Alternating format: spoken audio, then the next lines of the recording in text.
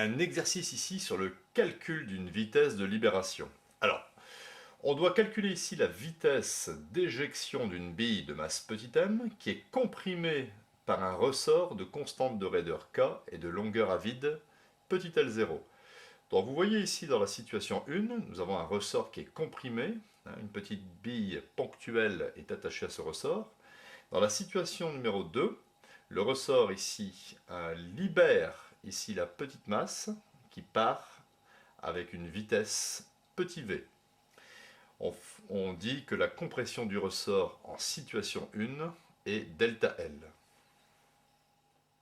Alors on suppose dans cet exercice que le transfert d'énergie élastique vers l'énergie cinétique se fait sans perte d'énergie.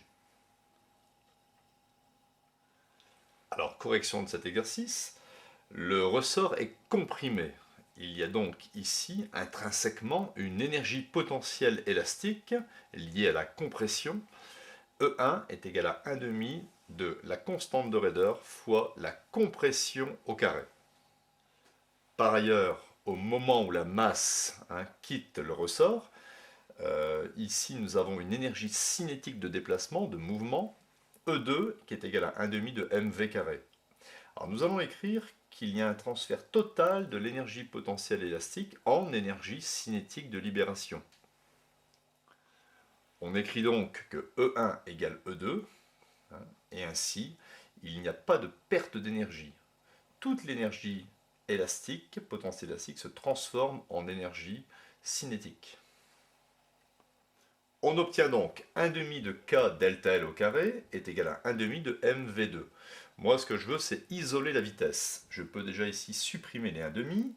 La vitesse au carré est multipliée par m. Je peux donc ici isoler v carré, déjà, dans un premier temps.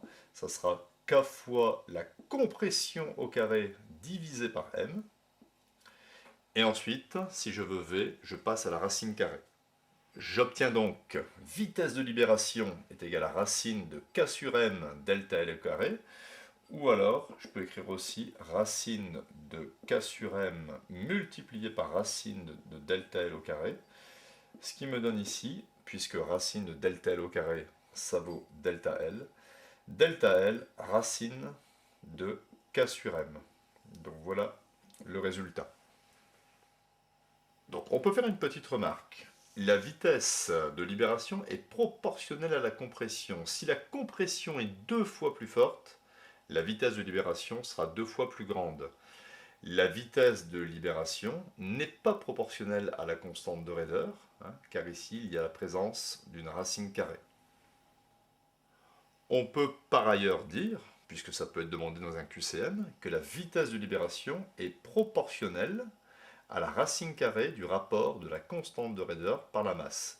Et ici, le coefficient de proportionnalité serait delta L.